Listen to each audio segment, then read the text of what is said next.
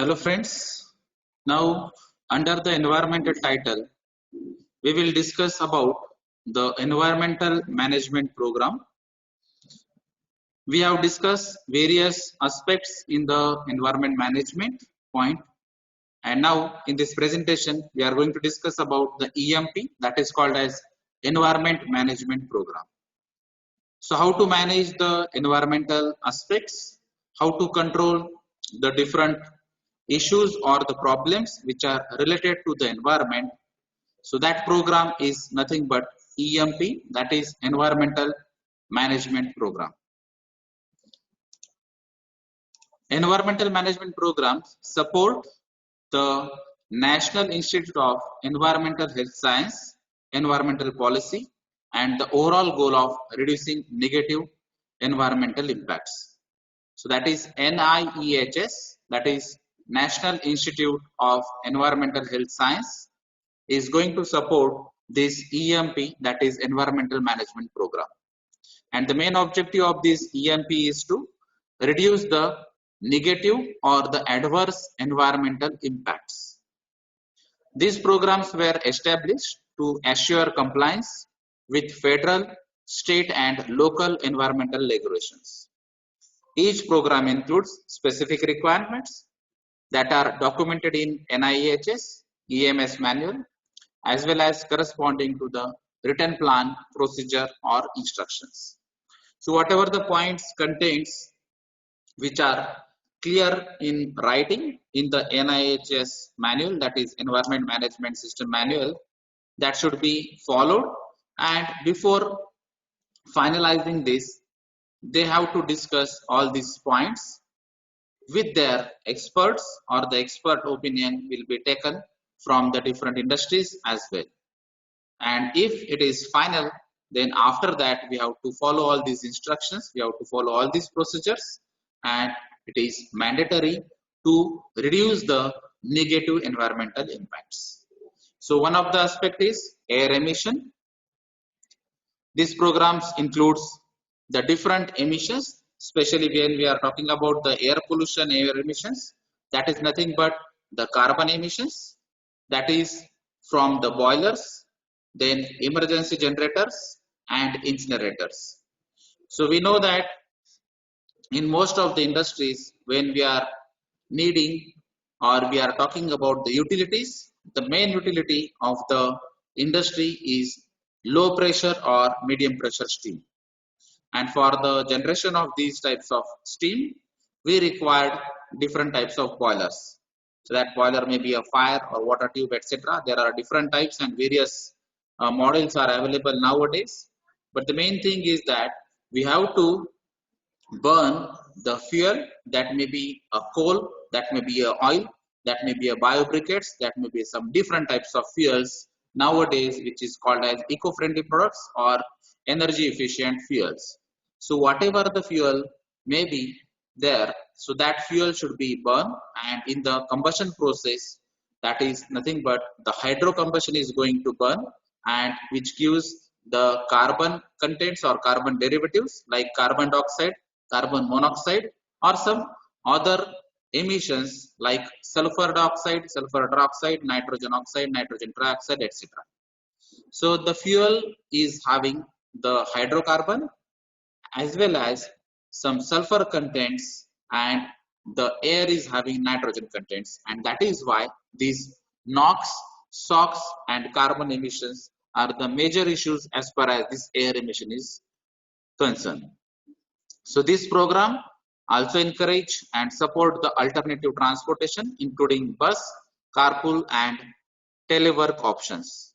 So to reduce the burden of this carbon emission, to reduce the burden of the fossil fuels, that is petrol, diesel, coal, natural gas, compressed natural gas, etc. We have to go for the other options.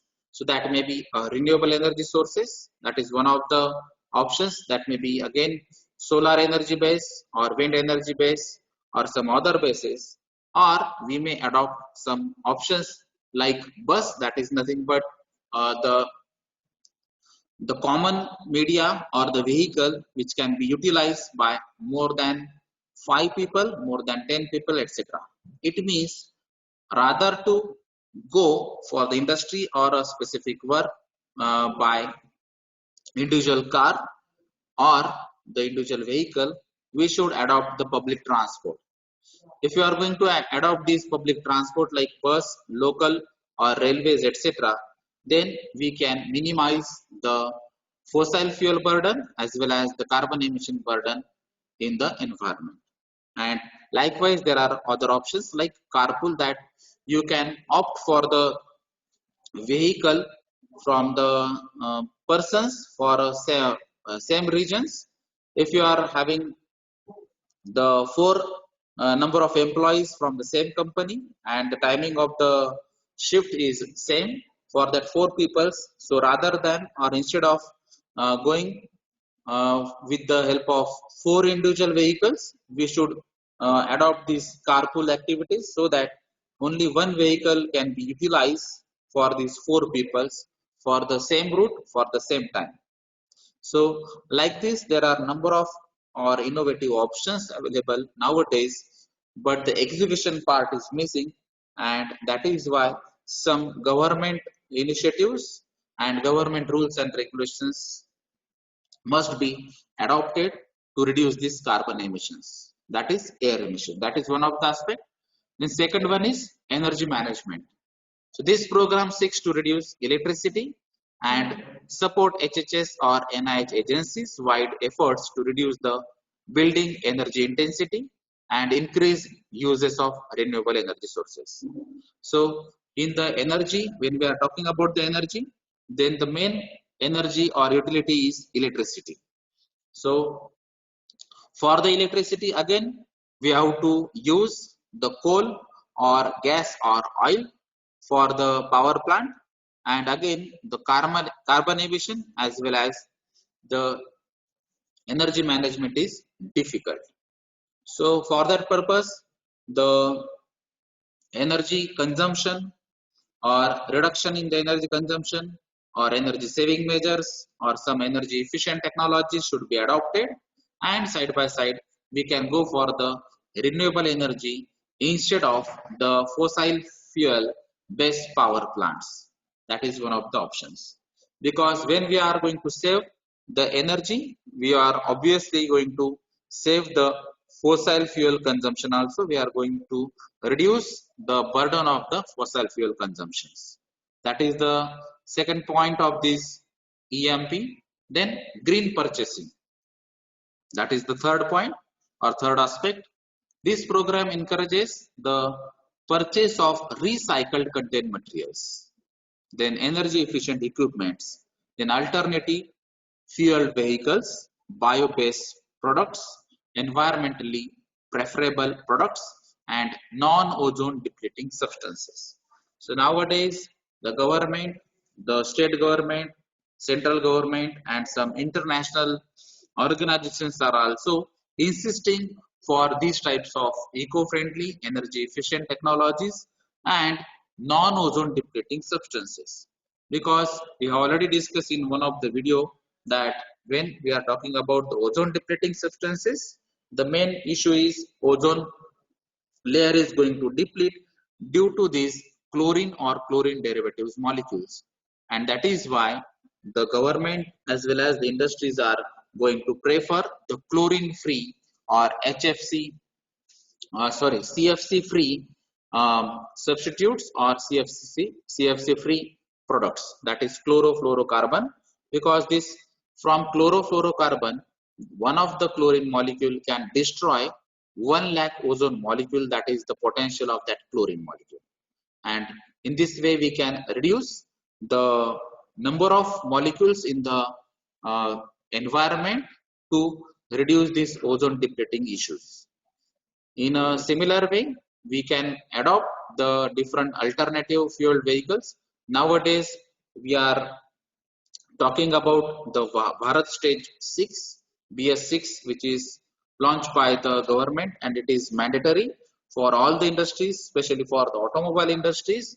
And now also we are going to reduce the consumption of the diesel, because we are going to design the petrol, CNG, and then now the electric based, battery based, solar based vehicles in the future also. So there are different techniques as well as different trial and errors are going on.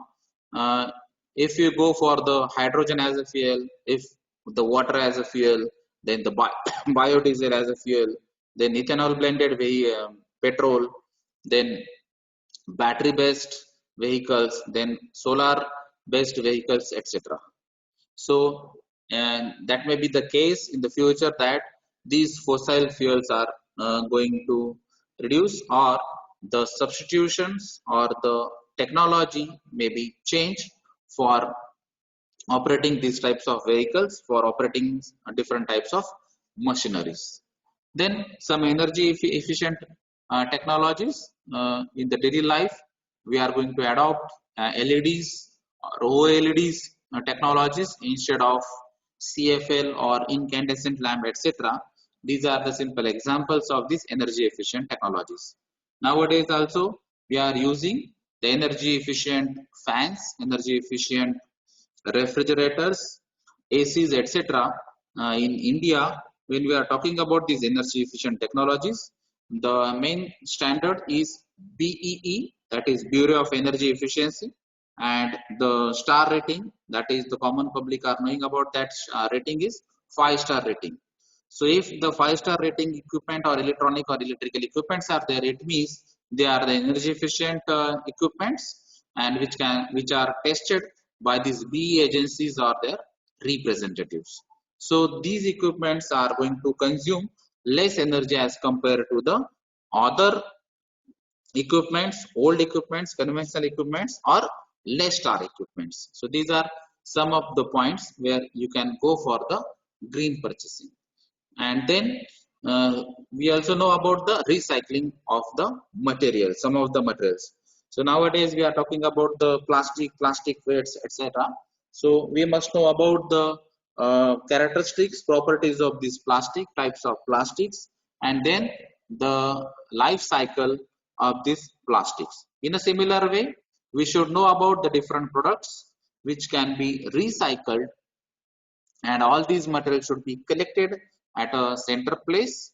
And nowadays the central government is going to insist this authentic or authorized recycler for a different region, for different cities, so that these authentic or authorized recycler are going to collect these recyclable materials, and then they are going to collect the large amount of these materials and going to send to the companies where these recycled materials can be used or can be blended in a raw material, and that can be again used for manufacturing the new products like PET bottles, that is simple one of the example, glass bottles, etc. So there are various types of products which can be recycled.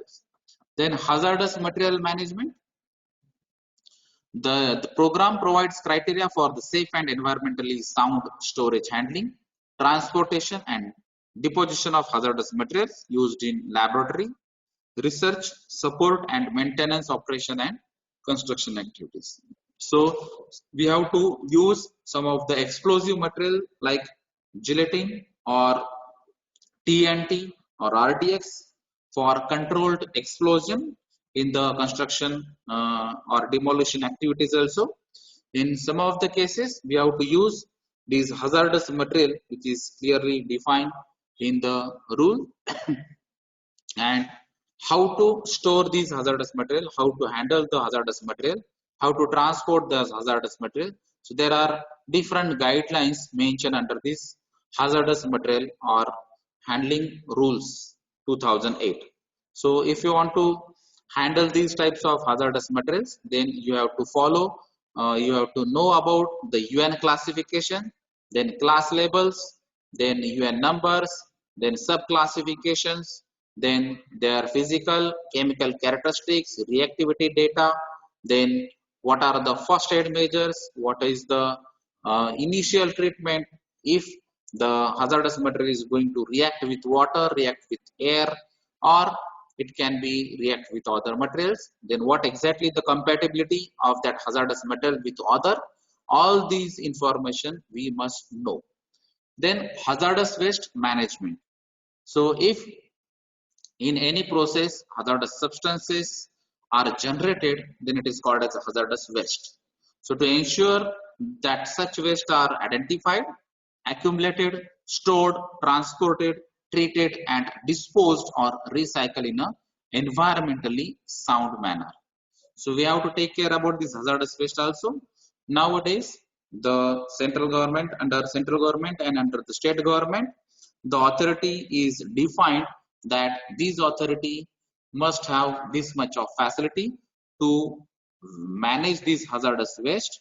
That may be a treatment facility, that may be a landfill facility, that may be a facility to recycle, to reuse, to segregate, to separate out the different waste from this hazardous waste, and how to transport these hazardous waste, then what are the facilities available for this hazardous waste, etc. All these things are related to this hazardous waste management facility. So all these facilities are scrutinized by the government, and then they can say that these hazardous waste can be managed by that particular agency or by the organizations. So that authentic hazardous waste management facility is going to only handle, transport, use, landfill or treat these hazardous waste. This is not a normal or solid waste management site. It is a only hazardous waste management site. So on that site only this hazardous waste is going to handle. So all these things should be taken care while deciding this EMP. Then one of the aspect is related to the pesticides. So IPM, that is integrated pest management principles, should be known, should be considered while deciding this program related to the pesticides. So when controlling this pest in the animal facilities and on the campus grounds through the limited pesticide applications in a manner that is effective yet safe for the environment, personal and research activities. So in daily life also we are using these pesticides. So this pest means the animal or some insects, etc. And sides means to kill. So to kill this pest, we are going to use some toxic chemicals that is called as pesticides. So depending on their characteristics again, that is LC50 value, LD50 value or maximum permissible value or threshold limit value, depending on the values which is given by the SPCB as well as by the CPCB, we have to use this pesticide in that amount only, in that concentration only, right? So some of the toxic chemicals are very hazardous, very toxic, very poisonous, and for that pesticides, we must use a very less concentration of that chemicals. And if it is the dilute case, then you can go for the more quantity, but depending on the conditions, whether the pesticide is going to apply in the open space, in the closed space or in a restricted area, etc. From that point of view, we have to uh, plan the program accordingly. Then solid waste management is one of the aspects in the EMP. So we know about this solid waste. So in the daily life also, the persons, the industries, residential areas, semi-commercial, commercial, all the activities are conducted which can generate the solid waste. So we must identify, classify these solid waste. So whether it is wet waste, whether it is a dry waste, whether it is compostable one, degradable one, or non-degradable, whether it is hazardous or toxic waste, whether it is come from the hospitals, etc. So everything should be clearly known to the solid waste management members.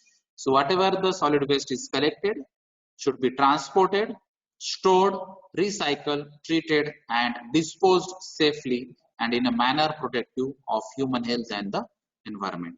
So normally the municipal corporations are going to taken care about these solid waste management sites, and they are having the different facility for the collection of this solid waste from the different regions, from the different areas. So that may be a MIDC area, that may be a residential area, and like that. And on the daily basis they are going to collect these solid waste. Generally nowadays the most of the cities are following some of the techniques, like they are collecting the dry waste and wet waste or the compostable or non-compostable waste in different containers. So the segregation at the source itself that can reduce the burden on the solid waste management side. Then the maximization of the quantity of material diverted from the landfill either by recycling, reuse or reduction in quantities used is a primary objective. So at the site also you can segregate, you can separate out the different solid waste like recyclable material, reusable material, or you can reduce the quantity of that solid waste use. So the main purpose is to reduce the solid waste burden, because day by day we are creating more and more solid waste in the cities, and that is why the burden of the solid waste management site is going to increase. But in some of the cities there are some techniques they have adopted, like in the Nasik city, Nasik Municipal Corporation have adopted the solid waste management site, and they are going to uh, create or prepare the fertilizer, that is fertilizer from these disposable solid waste, and they are also handle the different hotel waste under the solid waste management site also. So they are going to generate the energy from the hotel waste, because in the hotel waste the components are in such a way that their calorific value is more. So after burning the gases which is formed after the fermentation technique, they can be utilized to generate the electricity. So the same electricity can be utilized for the same plant as well as for the solid waste management site. So in the similar way, you can adopt, you can go for the different technologies, you can go for the different innovative solutions for the solid waste management site. Then the different aspect is stormwater management. This program focuses on reducing the potential for outdoor petroleum and chemical spills and minimizing the impact of construction projects on the stormwater conveyance systems. So the main focus is to clear that the reduction of the potential of the petroleum and chemical spills. So for that purpose, we have to take care, we have to follow the safety and some standard of procedures to avoid these chemical spills, to avoid these petroleum spills. Then wastewater, this program reduces the potential for pollutants to enter the sanitary sewer systems through effective pre-treatment, source reduction, proper chemical disposal, and other wastewater management programs. So we have already discussed about the wastewater treatment facility. That may be a sewage treatment plant, that may be a effluent treatment plant, or some other facilities.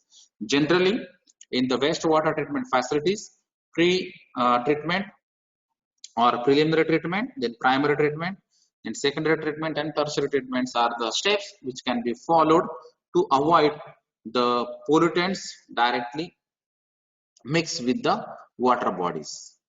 Then water consumption.